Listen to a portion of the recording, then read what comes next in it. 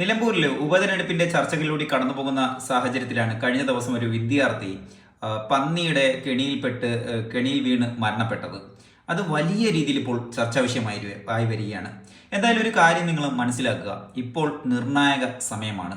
നമ്മുടെ ജനങ്ങൾക്ക് വേണ്ടിയിട്ട് അവിടെ പ്രവർത്തിച്ചിട്ടുള്ളത് ആരാണ് എന്ന് തിരിച്ചറിയാനുള്ള ഒരു നിർണായക സമയമാണിത്.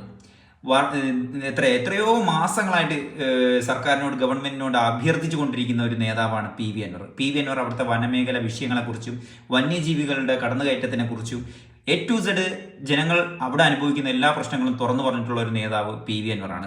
അപ്പോൾ ഇപ്പോഴുള്ള ഈ ഒരു ദാരുണമായിട്ടുള്ള ഒരു അനുഭവം കൂടെ വെച്ച് നോക്കിയിട്ട് നിങ്ങളുടെ മനസാക്ഷി എടുത്ത് ചോദിക്കുക. ഇവിടെ ഇടതും വലതും മാറി മാറി ഭരിച്ചിട്ടുണ്ട്. പലരും നിയമസഭയിൽ പല കാര്യങ്ങളും ഉന്നയിച്ചിട്ടുണ്ട്. ഇന്നേ വരേക്കും വന്യജീവികൾ വരുന്നതിനെ ജനവാസ മേഖലയിലേക്ക് കടന്നു വരുന്നതിനെ കുറിച്ച് ഒരു രീതിയിലുള്ള എന്തെങ്കിലും ഒരു പരിഹാരം ചെയ്തിട്ടുണ്ടോ എന്ന് നമ്മൾ അന്വേഷിക്കുക. എന്തായാലും ഒരു കാര്യം മനസ്സിലാക്കുക, അവിടെ നിൽക്കുന്ന ആര്യാടൻ ഷൗക്കത്തും എം സ്വരാജും ഇവർ പ്രഹസനമാണ്.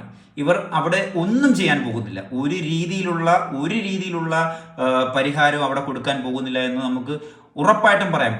അഥവാ ചെയ്യണമായിരുന്നുണ്ടെങ്കിൽ ഈ തെരഞ്ഞെടുപ്പിന് മുമ്പ് ചെയ്യണമായിരുന്നു. അല്ലെങ്കിൽ അതിനു വേണ്ടിയിട്ട് എം സ്വരാജിന്റെ പാർട്ടി ഇപ്പോൾ LDF ഗവൺമെന്റ് ഇരിക്കുന്ന LDF ഗവൺമെന്റിനെ എം സ്വരാജിനെ നിർത്തുന്നതിന് മുമ്പ്, ഈ ഉപതെരഞ്ഞെടുപ്പിന് വരുന്നതിന് മുമ്പ് അവിടെ ജനങ്ങളുടെ കാര്യങ്ങൾ അന്വേഷിച്ച് പരിഹരിക്കാമായിരുന്നു. പക്ഷെ അവർ ചെയ്തില്ല. അപ്പോൾ നമ്മൾ എം സ്വരാജിന് എന്തിനു വോട്ട് കൊടുക്കണം? പ്രതിപക്ഷം ആര്യാടൻ ഷൗക്കത്താണ് നിൽക്കുന്നത്. പ്രതിപക്ഷം ഇപ്പോൾ ഈ മരിച്ച വിദ്യാർത്ഥിയുടെ വീട്ടിലേക്ക് കടന്നു ചെല്ലുന്നു എന്ന് പറയുന്നത്, അവിടെ എല്ലായിടത്തും കാര്യങ്ങളൊക്കെ അന്വേഷിക്കുന്നുണ്ട്.